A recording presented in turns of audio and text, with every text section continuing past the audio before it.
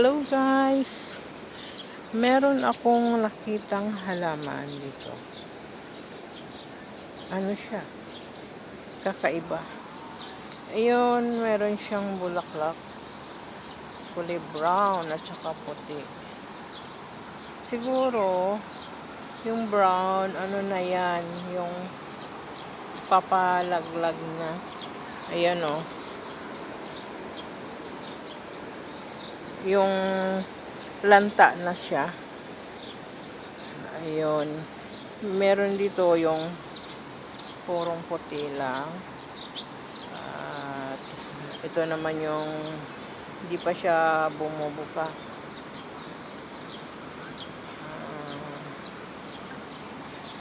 Kulay green.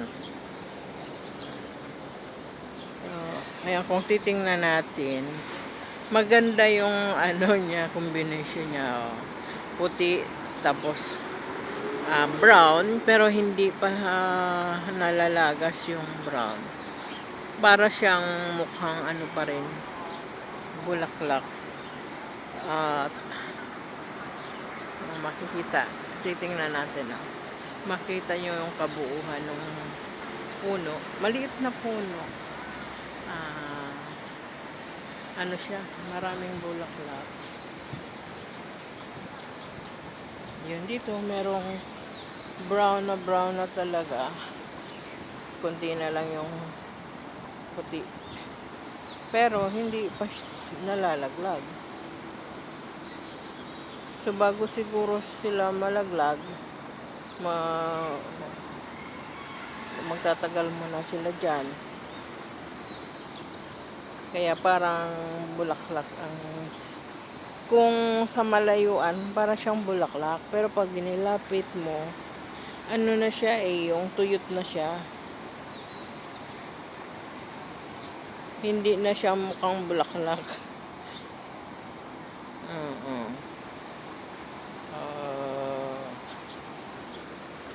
Ito kasi yung bulaklak na ano, yung sariwa pa. Ito yung natuyo na.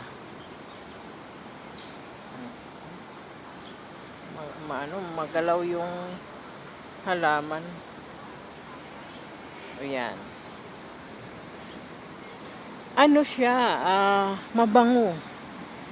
Mabango siya. Hindi ko alam kung anong, siguro baka ito yung mga bulaklak na ginagamit sa paggawa ng perfume. Katulad na lang ng jasmine. Yung mga sa atin, sa Pinas, yung rosal, ilang-ilang, mga ganyan. Yung mga mababangong bulaklak na ginagamit sa paggawa ng perfume. Siguro isa ito sa mga mabango. Hindi naman ako allergy sa sa bulaklak.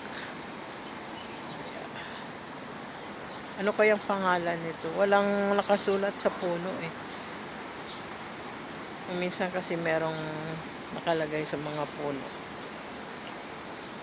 So, hanap tayo ng pwesto na maganda yung labas. Oops. Ayan dito. Magkahalo yung brown at saka yung white na mga bulaklak niya. So, andyan dito ko iiwan kasi ito yung maganda-gandang view. Bye! Ay, hindi pa pala nag-bye.